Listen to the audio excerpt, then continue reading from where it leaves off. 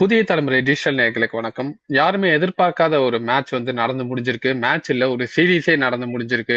என்ன மேட்ச் அப்படின்னு நம்ம பார்த்தோம்னா, அயர்லாந்து வெர்சஸ் இந்தியா T20 வந்து முடிஞ்சிருக்கு. ஸோ இந்த 2 T20 வந்து எப்படி இருந்தது? இந்தியா எந்த இடத்துல சறுக்குனாங்க? அப்படிங்கிறத பத்தி நம்மள்ட்ட டீட்டெயிலா பேசுறதுக்காக நம்ம கூட இன்னைக்கு கிரிக்கெட் ஆனலிஸ்ட் ஷியாம் இருக்காரு. அவர் கூட பேசலாம். ஷியாம் வணக்கம். வணக்கம் ஈஸ்வர், எப்படி இருக்கீங்க? நல்லா இருக்கேன். ஆ டிஃபெண்டிங் சாம்பியன் இந்தியா. அவங்கள வந்து ஒரு சீரிஸ்ல தோற்கடிச்சிருக்காங்க. 2 அவுட் ஆஃப் 2 அப்படிங்கிற இதுல வந்து அயர்லாந்து வந்து ஒரு வெற்றிய பதிவு பண்ணியிருக்காங்க.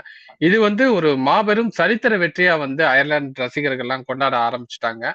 இந்தியாவுக்கு இந்த தோல்வி அப்படிங்கிறது எந்த அளவுக்கு ஒரு பாதிப்பை ஏற்படுத்தும்? ஈஸ்வர், இப்போ வந்து நிறைய பேர் வந்து இதை என்ன பார்க்குறாங்கன்னா வந்து ஒரு சரித்திர தோல்வி, நம்ம வந்து இந்த மாதிரி நம்ம ஒரு டவுன்ஃபால் அப்படிங்கிற மாதிரி பார்த்துட்டு இருக்காங்க. எனக்கு தெரிஞ்சு இது வந்து இந்தியாவோட இந்த ரியாலிட்டி செக் அப்படின்னு சொல்றோம். எந்த விஷயத்தில் ரியாலிட்டி செக்னா, நீங்கள் வந்து ரொம்ப பயஸ்டாக ஒரு செலெக்ஷன் பண்ணலாம், நீங்கள் வந்து பெர்ஃபார்மன்ஸ் பேஸ் பண்ணி நீங்கள் வந்து உங்கள் இன்டர்பர்சனல் ஸ்கில்ஸை வச்சு நீங்கள் வந்து செலெக்ஷன் பண்ணலாம். ஒரு ப்ராப்பரான யார்ட் ஸ்டிக், ஒருத்தருக்கு இந்த பேராமீட்டர் அதே பேராமீட்டர் கான்ஸ்டன்டாக எல்லாருக்கும் இருக்கணும். அப்படிப்பட்ட பேராமீட்டர் இல்லாமல் செலக்ட் பண்ணால் என்ன ஆகுங்கிறதுக்கான ஒரு ரியாலிட்டி செக் தான் வந்து அயர்லாந்து நம்ம கொடுத்துருக்காங்க. கிட்டத்தட்ட ரெகுலரா டெஸ்ட் பிளேயிங் நேஷன் கூட கிடையாது அயர்லாண்டுங்கிற ஒரு டீம். பட் அந்த மாதிரி டீம் கிட்ட அப்படி வேர்ல்டு கப் அப்படி ஜெயிச்ச அப்படி டீம் போயிருக்கு. நீங்க பயாஸ்டு செலக்ஷன் நீங்கல்ல, அப்படி பயாஸ்டு இல்லாம ஒரு செலக்ஷன்னா யார சொல்லுவீங்க? பயாஸோட செலக்ஷன்ங்கிறத நீங்க எப்படி மீன் பண்றீங்க? சி நீங்க வந்து இப்போ ஹானஸ்டா இப்போ ஃப்ராங்கா நம்ம வந்து பாயிண்ட்ஸ் வச்சே பேசுவோம் Eswar. World cup winning captain Suryakumar Yadav நீங்க வந்து கேப்டன் சேர்த்து தூக்குனீங்க. ஓகே, சில். இந்தியாவில் மட்டும்தான் வந்து வேர்ல்டு கப் ஜெயிச்சாலோ இல்லை ஒரு ICC event captaincy ICC event ஜெயிச்சாலோ அடுத்த சீரீஸ்க்கு வந்து ஒரு கேப்டனை வந்து தூக்கிப்பட்டுறது. ஏன்னா இங்க வந்து நாங்கள் சூப்பர் ஸ்டார் கல்ச்சர் கொண்டு வரல அப்படி இப்படின்னு சொல்றீங்க, ரைட்? அப்போ ஐபிஎல்ல வந்து நீங்க சக்சஸோ இல்லை வந்து உங்களுக்கு வந்து கொஞ்சம் வந்து பேர் என்ன உங்களோட கமராடரி அப்படின்னு சொல்லப்படுற உங்களுடைய அந்த ஒரு இன்ட்ராக்ஷன் கம்யூனிகேஷன் நல்லா இருக்கிற மாதிரி நீங்க ஸ்ரேயஸ் ஐயரை கேப்டனா கொண்டு வரீங்க. தப்பே நான் சொல்ல. ஆனா Suryakumar Yadav is not just only captain, ஒரு எக்ஸ்பீரியன்ஸ் பிளேயர். டாப் 10 T20 ரேங்கில் இன்னைக்கு நம்ம 6ல 7 இருக்கிறது சூரியகுமார் யாதவ். அப்படிப்பட்ட ஒரு சீனியர் பிளேயரை தூக்குறதுக்கு காரணம் என்ன தெரியாது. சரி, நீங்க ஸ்ரேயாஸ் ஐயர் உள்ள கொண்டு வரீங்க, ஸ்கீம் ஆஃப் திங்ஸ்ல இவர் தான் ஃபியூச்சர்னு கொண்டு வரீங்க. Okay, agree. நான் எந்த தப்பும் சொல்ல.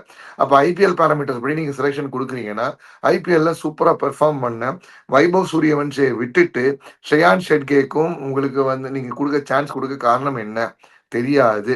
ஐபிஎல் பேஸ் பெர்ஃபார்மன்ஸ் தான் நீங்க வந்து பேராமீட்டர்னா title winning captain Rajat Patidar Ireland அகேன்ஸ்டா ஆடுற இந்தியன் டீம்ல கூட இல்லாத தகுதி படைச்சவரா தெரியாது. ஹர்ஷித் ராணாங்கிறவர் என்னவோ வந்து இது வரைக்கும் இந்தியா கண்டுபிடிக்காத ஒரு ஸ்கில் செட் இருக்கிற ஒரு போலரா வந்து ஏன் ஹர்ஷித் ராணா செலெக்ஷனையோ இல்லை ஹர்ஷித் ராணா வந்து உள்ள ஆட வைக்கிறதையோ காட்டுற மும்முரத்தை ஏன் மற்ற பிளேயர்ஸ் செலக்ட் பண்றதுல வந்து ஏன் எடுத்து நீங்க கொண்டு வரல, இது தெரியாது. இப்படி இப்படி பல தெரியாதுகள் காரணமா இருக்கும்போது எனக்கு எனக்கு எனக்கு இதுல எந்த வார்த்தை சொல்லணும்னு தெரியல. சரி, நீங்க அட்லீஸ்ட் ஓகே, நீங்க பர்சனல் பயாஸ் வச்சு எடுக்கிறீங்க, சரி. பெர்ஃபார்மன்ஸ் ஒரு விஷயம் இருக்கு. பெர்ஃபார்மன்ஸ் பாத்தீங்கன்னா போன சனிக்கிழமை தான் வந்து சென்னையில 100 அடிச்சார் யஷஸ்வி ஜெய்ஸ்வால். ஏன் Yashasvi Jaiswal exclude out of the T20? ஏன் அவருக்கு என்ன T20 ஆட வராதா, இல்ல T20 வந்து டிஃப்ரெண்டான பால் ஆடப்படுதா, இல்ல T20 ஆடுறதுக்குன்னு ஒரு தனி ஸ்கில் செட் இருக்கா? நீங்க ஃபர்ஸ்ட் அப்படிதான் மேட்ச்ல அவர் வந்து அவர்தான் ஆப்கானிஸ்தானுக்கு எகென்ஸ்டா ஓடி விளையாடினாரு, டெஸ்ட் விளையாடினாரு சார். எதுலயுமே கரெக்ட். எடுக்காம இல்ல. இல்ல, கரெக்ட். ஆனா T20 ஆடணும்ல.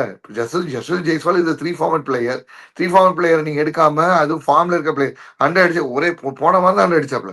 நம்ம பேசிட்டு இருக்க போய் நீங்க நம்ம வந்து 28 ஜூன்ல பேசுவோம். இந்த 20ஆம் தேதி ஜூன்ல தான் அடிச்சாரு. ஒரு வாரம் இதே நம்ம சென்னையில தான் அடிச்சாரு. அவரையும் டீம்ல எடுக்கல தெரியாது. இந்த மாதிரி எத்தனை தெரியாது நம்ம டீம்ல இருக்கோம். ஸ்கை நீங்க கேப்டன்ஸ்லேயே தூக்குறீங்க. நாங்க சூப்பர் ஸ்டார் கொண்டு வரோம்ல, நாங்க வே ஃபார்வர்டை கொண்டு வரோம், ரைட்டு. ஏன் பிளேயரா அவரை வந்து நீங்க வச்சீங்க? வைபவ் சூரியவன்ஷியை விட ஸ்ரேயான் ஷெட்கே ஐபிஎல்ல என்ன சாதிச்சாரு? ஷெட்கே மேல எந்த ஒரு வெறுப்போ ஒரு காழ்ப்புணர்ச்சியோ எதுவுமே கிடையாது. ஆனா நீங்க வந்து இப்போ ட்ரைனேஷன் இந்த எமர்ஜிங் பிளேயர்ஸ் டோர்னமெண்ட்ல 29 பால் 94 அடிச்சிருக்காப்புல.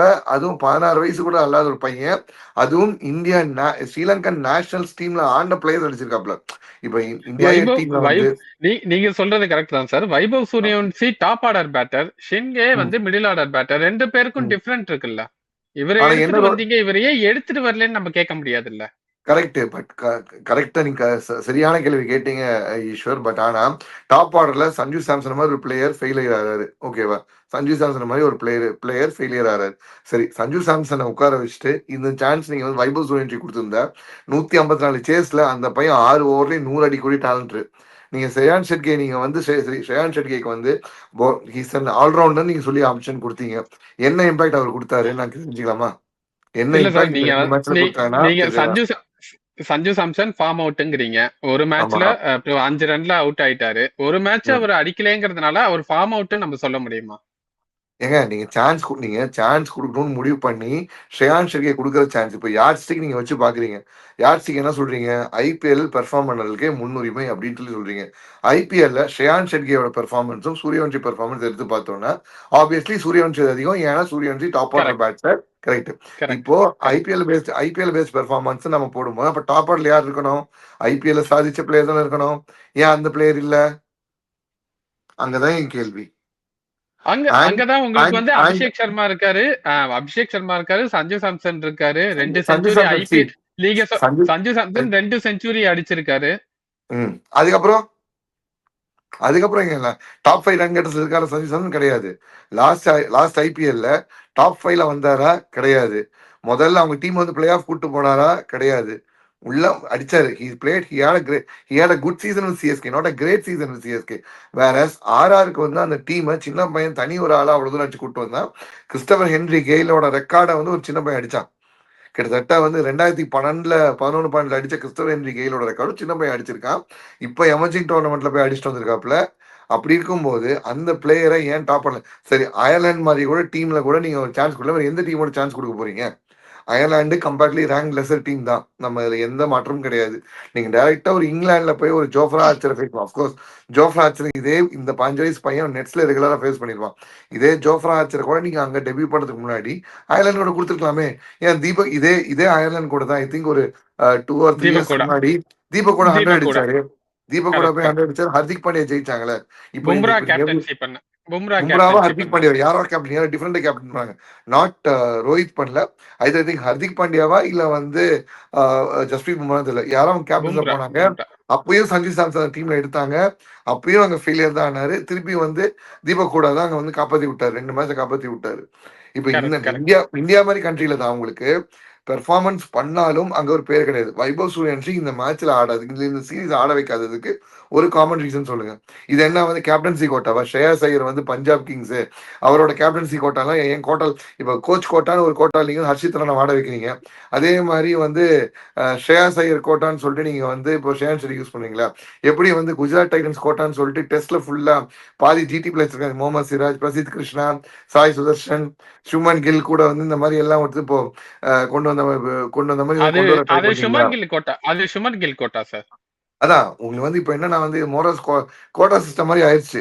இந்தியா வந்து இப்போ வந்து கோட்டா சிஸ்டம் மாதிரி ஆயிடுச்சு. பெர்ஃபார்மன்ஸ் பேஸ் பண்ணி எடுக்கிறது இல்ல. நீங்க ஒரு பயாஸ்டோ இல்ல உங்களுக்கு கோட்டா பேஸ்டோ இல்ல உங்களோட பிரான்ச்சைசி இதுல எடுக்கிறீங்க. ஸ்ரேயாஸ் ஐயரும் கௌதம் கம்பீரும் கேகேஆர்ல ஓகே வெல் கனெக்டட், கப் அடிச்சாங்க, எல்லாம் சரி. அதுக்கப்புறம் ஸ்ரேயாஸ் ஐயர் இந்தியாவோட செலக்ஷன் லேடர்லே காணாம போனாரு. வேர்ல்டு கப்ல வந்து முக்கியமான ஒரு 400 சொச்ச ரன் அடிச்சார் 2023. அதுக்கப்புறம் செலக்ஷன் லேடர்லயே மனுஷன் காணாம போனார். 3 ஃபார்மட்ல இருந்து காணாம போனாரு. திருப்பி ஒரு சான்ஸ் கொடுக்குறீங்க. சரி, சூரியகுமார் யாதவ் அஸ் எக்ஸ்பீரியன்ஸ் நீங்க வந்து அந்த எக்ஸ்பீரியன்ஸ் நீங்க வந்து தூக்கி போட்டீங்க. அஸ் அ கேப்டன் ஓகே, நீங்க ஸ்ரேயாஸ் ஐயர் கூட போயிட்டீங்க. ஏன் as a player Suryakumar Yadav still a player தானே? உங்களுக்கு வந்து இப்போ எக்ஸ்பீரியன்ஸ் மேட்டர்ல 3 வருஷமா தோத்ததே கிடையாது எந்த சீரீஸ் வந்து. இப்போ தோத்துருக்கீங்களே, அது ஒரு டெஸ்ட் நேஷன் கூட ஆறாத டீம் கூட நீங்க தோத்துருக்கீங்களே. கேட்டா கம்பீர் என்ன சொல்லுவாரு?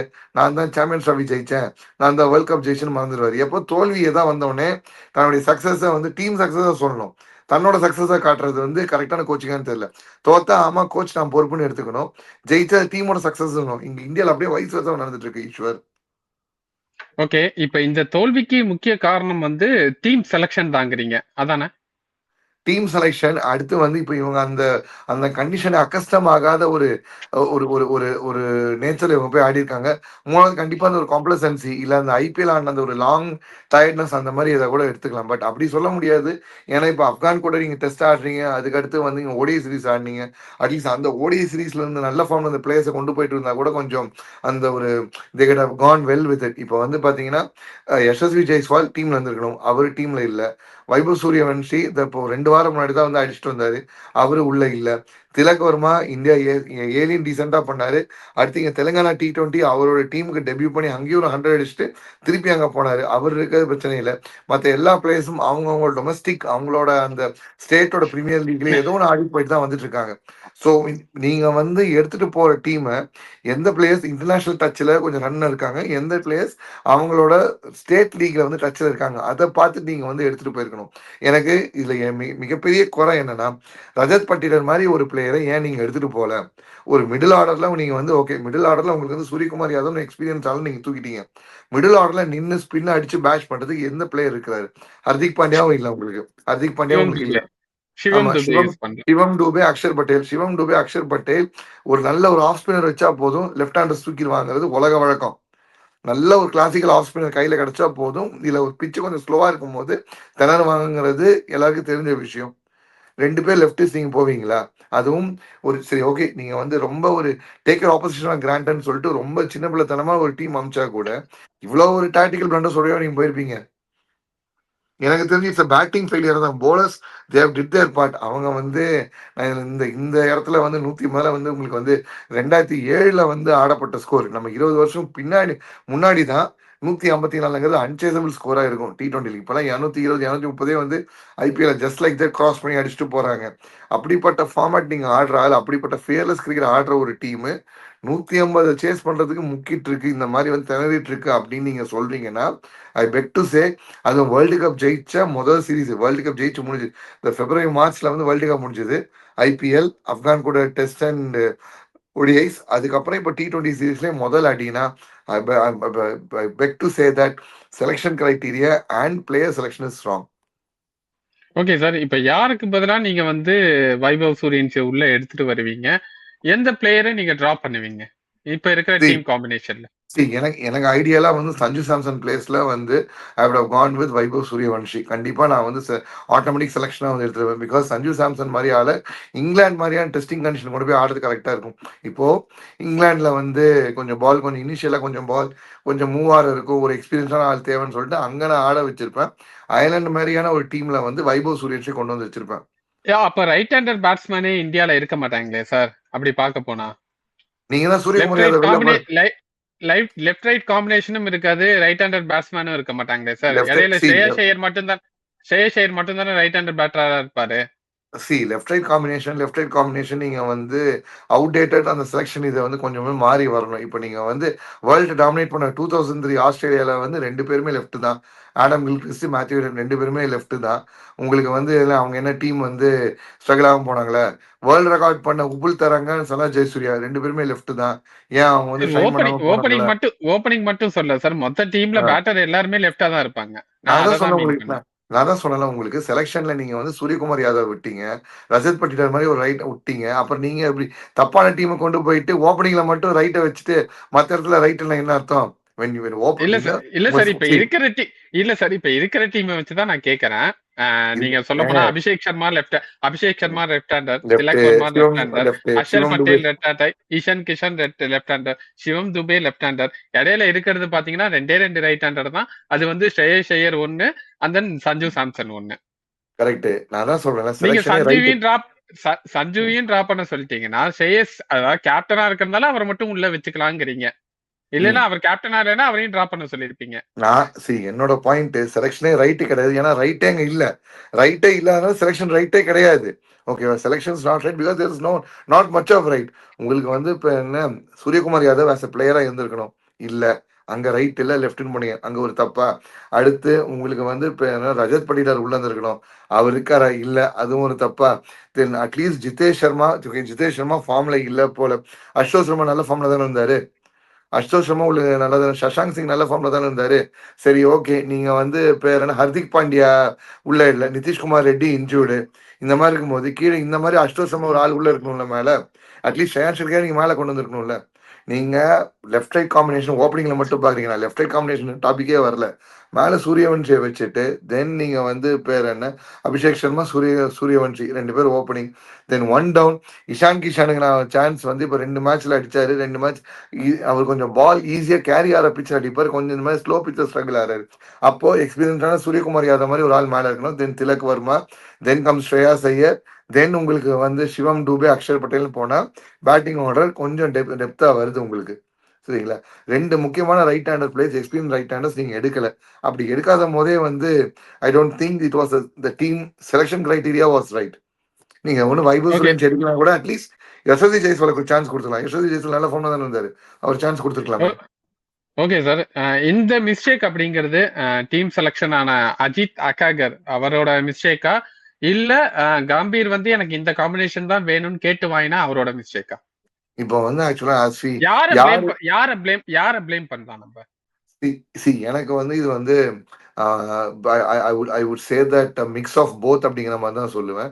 ஏன்னா வந்து அஜித் அகர்கருக்கும் கௌதம் கம்பீருக்கும் நல்ல அந்த ஒரு ரேப்போ கண்டிப்பா இருக்கு. ஸோ அந்த 2 பேர் வந்து இல்ல இல்ல இவங்க போதும் இவங்க போதும் அப்படின்னு சொல்லி அயர்லாந்து தானே அப்படிங்கிற மாதிரி கொஞ்சம் வந்து நம்ம வேர்ல்ட் சாம்பியன்ஸ் நம்மள வந்து நம்ம சூப்பரா எஸ்டிமேட் நம்மள ஓவர் எஸ்டிமேட் பண்ணது என்னைக்குமே தப்பு இல்லை ஈஸ்வர். பட் ஆனா ஆப்போனன்ட் அண்டர் எஸ்டிமேட் பண்ணக்கூடாது. நீங்க ஒருத்தன் கிரிக்கெட் ஆட கூப்பிடுறான், கிரிக்கெட் ஆடுறான்னா அவனை சமமா வந்து ட்ரீட் இந்த பண்ணி சமமா இந்த இந்த யோசிக்கணும். இந்த தொடர் அப்படிதான் நடந்திருக்கு. ஆமா. இப்ப நீங்க வந்து ஆப்கானிஸ்தான் வந்து அது நம்ம என்ன அவங்க என்ன நெனச்சிருப்பாங்கன்னா, ஆப்கானிஸ்தான் மாரி ஒரு எமர்ஜிங் ஏசியன் கிரிக்கெட்டிங் கண்ட்ரிய நம்ம வந்து கம்ஃபர்டபுளா அடிச்சுட்டோம். இது இப்ப எமர்ஜிங் அண்டர் 19 டோர்னமெண்ட்ல வந்து நம்ம வந்து ஸ்ரீலங்கா வந்து அடிச்சுட்டு வந்திருக்கோம். So we are in a good shape அப்படின்னு நீங்க இருக்கும்போது, கண்ணா யூ ஹேவ் அ சர்ப்ரைஸ் அப்படிங்கிற மாரி வந்து அங்க யூரோப்ல வெறும் கவுண்டி கிரிக்கெட் ஆடுற, அதுவும் அவங்களுக்கு வந்து இவங்களுக்கு கிரிக்கெட்லாம் ஃபுல் டைம் ப்ரொஃபஷன் மாரிலாம் தெரியவே தெரியல. இப்ப நம்ம ஊர்ல தான் கிரிக்கெட் ஃபுல் டைம் ப்ரொஃபஷன். ஏன்னா அவங்களுக்கு ஸ்டேட் இல்ல லீக்னு ஏதோ ஒண்ணு மாறி மாறி ஆடிட்டு இருப்பாங்க. இத்தனை வருஷத்துல இத்தனை டேஸ் ஆஃப் கிரிக்கெட் நம்ம வந்து பாக்குறோம். ஸோ அதுக்கு இருக்கு. பட் அயர்லாந்து அப்படி இருக்குமான்னு தெரியல. எல்லாம் கவுண்டி ஆடிட்டு வேலை பார்த்துக்கிட்டு வீக்கெண்ட்ல கிரிக்கெட் ஆடுற அந்த ஒரு mature to semi professional cricketers வச்சுக்கலாம். பட் அவங்க கிட்ட நீங்க தோத்துருக்கீங்க. அது ஒரு வேர்ல்டு சாம்பியனா தோத்துருக்கும் போது கண்டிப்பா both have to take the blame. ஆனா 2 பேருமே எழுதி வச்சுக்கங்க. இது பிளேம் எடுக்காம நாங்க சும்மா எக்ஸ்பெரிமெண்ட் ட்ரை பண்ணோம். எக்ஸ்பெரிமெண்ட் மிஸ்ஃபயர் ஆச்சு. மறந்துடாதீங்க. நாங்க தான் வந்து 3 மாசம் முன்னாடி வேர்ல்டு கப் ஜெயிச்சோம் அப்படின்னு சொல்லிட்டு கம்பீரும் அகர்கரும் இந்த வந்து இந்த தோல்வியை வந்து தலையில எடுத்துக்காம சும்மா இதை அப்படியே இதெல்லாம் அப்படியே அப்படியே கடந்து போயிடணும் அப்படிங்கிற மாதிரி சொல்லுவாங்க. வேணா பாருங்க. ஓகே. இப்போ ஸ்ரேயஸ் ஐயரோட கேப்டன்சி எப்படி பாக்குறீங்க நீங்க? ஐபிஎல்ல பண்ணதுக்கும் இன்டர்நேஷனல்ல பண்றதுக்கும் எவ்வளவு டிஃபரன்ஸ் தெரியுது உங்களுக்கு? கேப்டன்சி எந்த அளவுக்கு பண்ணிருக்காரு இந்த சீரீஸ்ல? சி ஐபிஎல்ல அவரோட கேப்டன்சி ஒரு ஒரு ரெவலேஷன் மாதிரி. ஏன்னா வந்து 3 டிஃப்ரெண்ட் டீமை வந்து அந்த ஃபைனல்ஸ் கூட்டு போன அந்த ஒரு எலிஜிபிலிட்டி கிட்ட ஒரு கேப்டன் தான் ஸ்ரேயாஸ் ஐயர்.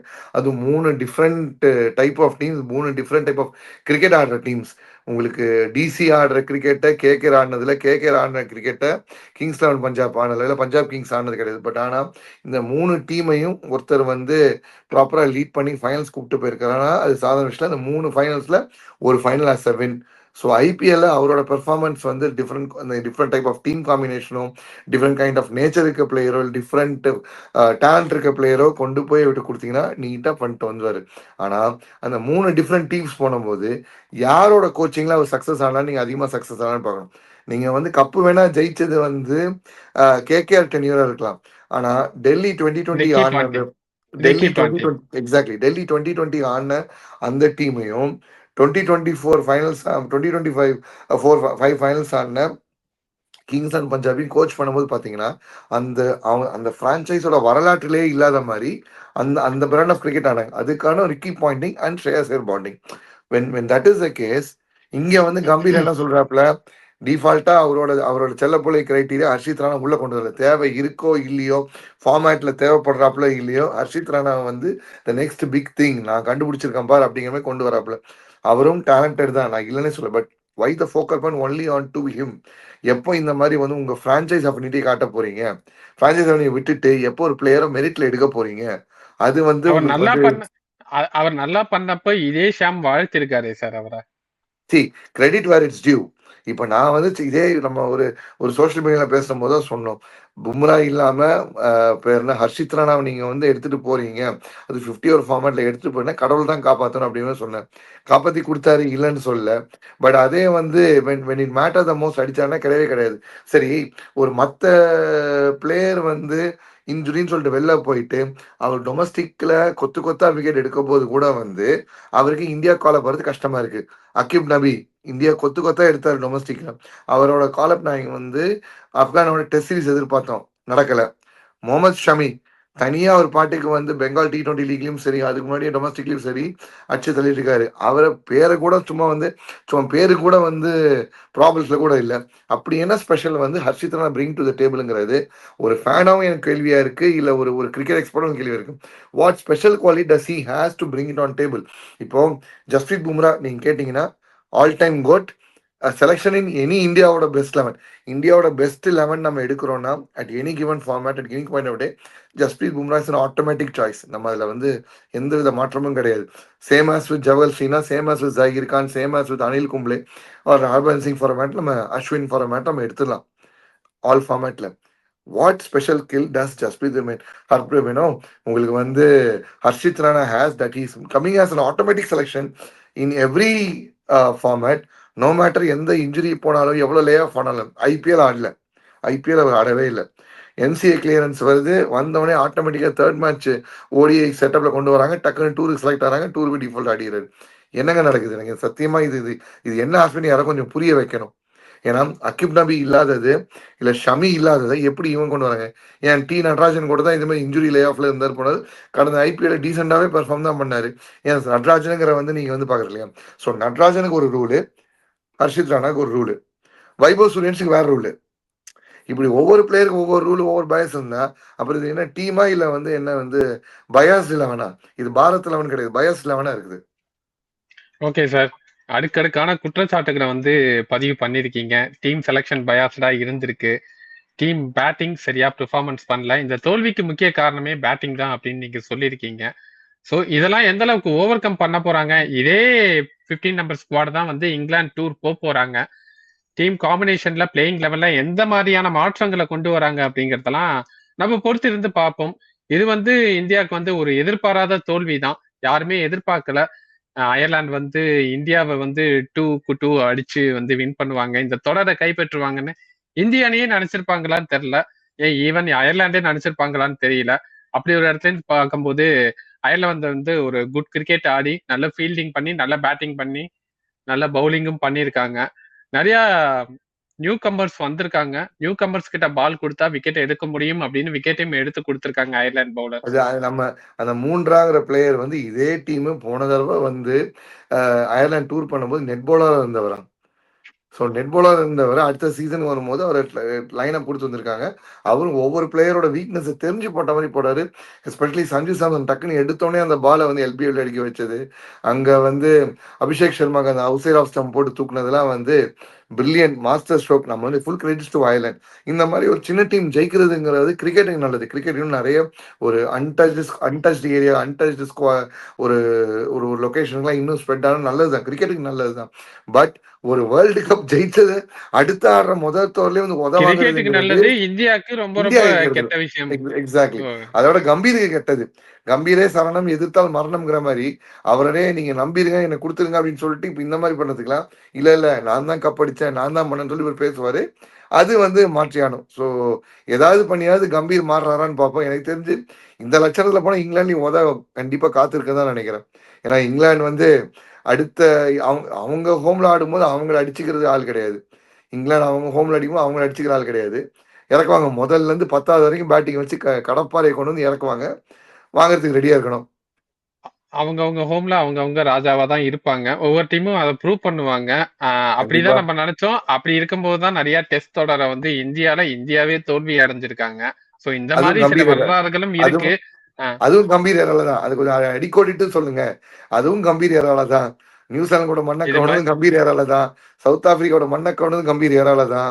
ஆஸ்திரேலியால போய் வாங்கிட்டு வந்து கம்பீர் ஏரால தான். சொல்லுங்க, ஏன் அதை மறக்கிறீங்க? மக்கள் வந்து மறந்துடுவாங்க. இப்பெல்லாம் மக்களுக்கு வந்து டிஜிட்டல் வந்ததுக்கு அப்புறம் மெமரிங்கிறது கொஞ்சம் வந்து அந்த போன்ல வர மாதிரி கண்ட்ரோல் ஆல் டெலீட் ஆகுது அடிக்கடி. ஸோ இதையும் கொஞ்சம் ஞாபகப்படுத்துங்க.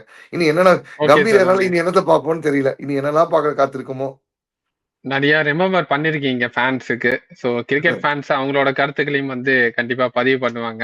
ஸோ இங்கிலாந்து தொடர எந்த அளவுக்கு ஒரு மேட்சை எடுத்துட்டு போறாங்க, இந்த தொடரை கைப்பற்றத்துக்கு இன்னும் என்னெல்லாம் ஒர்க் அவுட் பண்ண போறாங்க, டீம் காம்பினேஷனை எப்படி செட் பண்ண போறாங்க, வைபவ் சூரியவன்சிக்கு வாய்ப்பு கொடுக்குறாங்களா அப்படிங்கிறதையும் பொறுத்திருந்து பார்க்கலாம் சார். நல்ல கருத்துக்களை பகிர்ந்துக்கிறதுக்கு ரொம்ப நன்றி. நன்றி.